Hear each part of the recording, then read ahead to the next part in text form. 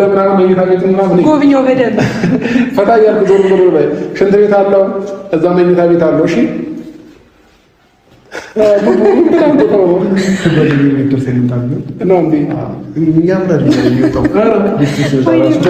ሲመጣ እንግዲህ ጋይስ ቡቡም ተባብሮናል። ቡቡ አማኑኤልን በማምጣት ተባብሮናል።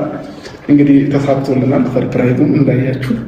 ለማንኛውም እንደዚህ አይነት ሰርፕራይዝ ለማየት ያብቃል። ባይዘው የምር ስነግራችሁ ሰው ሰርፕራይዝ ሲሆን በጣም ደስ ይለኛል እና አቡሽ ተሰምቶት እያለቀሰ እኔ ወደ እሱ መስመር እየሄድኩኝ ነበር እና አንዳንድ ትዝታዎች ወደኋላ መለስ ብዬ ወደ አዲስ አበባ ስመጣ የምር ስነግራችሁ እኔ ወደ አዲስ አበባ ልክ ስመጣ ሙሉ ነገር የተሟላ ነገር ነው አይደለም አዲስ አበባ የመጣሁት ማለት ነው። ቤት ኪራይ እንኳን ሙሉ የተሟላ ነገር አልነበረኝ። እግዚአብሔር ነው የምላችሁ።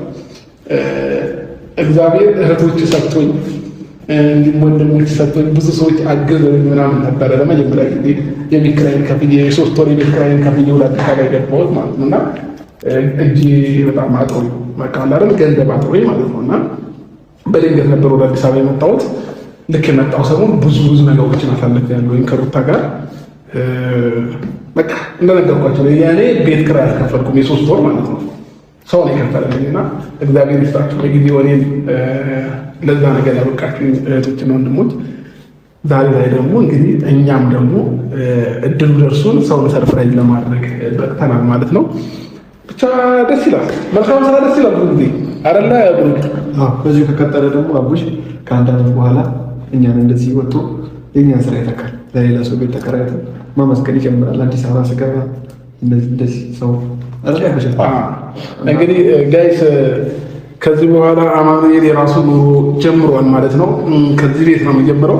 ከዛም በኋላ ደግሞ ካልሆነ አንዳንድ ነገሮችን እየቀረጸ ወደ እናንተ የሚለቅበትን ቤት ብቻ የምንከፍትለት ነው የሚሆነው። እናግዘዋለን። እንደ ማንኛውም ሰው ከኛ ጋር አብሮ ይሰራል ማለት ነው። ቤተሰቦቼ ይህ መልካምነታችን ደግሞ እስከ መጨረሻው የሚቀጥል ነው የሚሆነው ማለት ነው። ሄሪ በመጨረሻ ማለት የምፈልጊው ነገር ካለሽ በይ።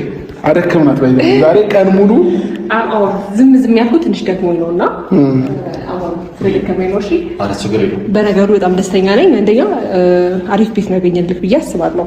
ማለት እየፈለግን ነበረ ምናምን አንዱ የሆነ ነገር ስንመጣ አንድ ሽንት ቤቱ ሳይሟላ ሲቀር ምናምን ነበርና ትንሽ ስለደከመኝ ነው ዝም ያልኩህ። እና ደግሞ ወንድማችን ነህ፣ ከዚህ በላይ ብዙ ይገባሃል። እና ደግሞ 1 ዓመት ነው ይሄ። ከ1 ዓመት በኋላ ለራስህ ትልቅ ኃላፊነት መስጠት ያለብህ ሰው ነህ። ገባህ?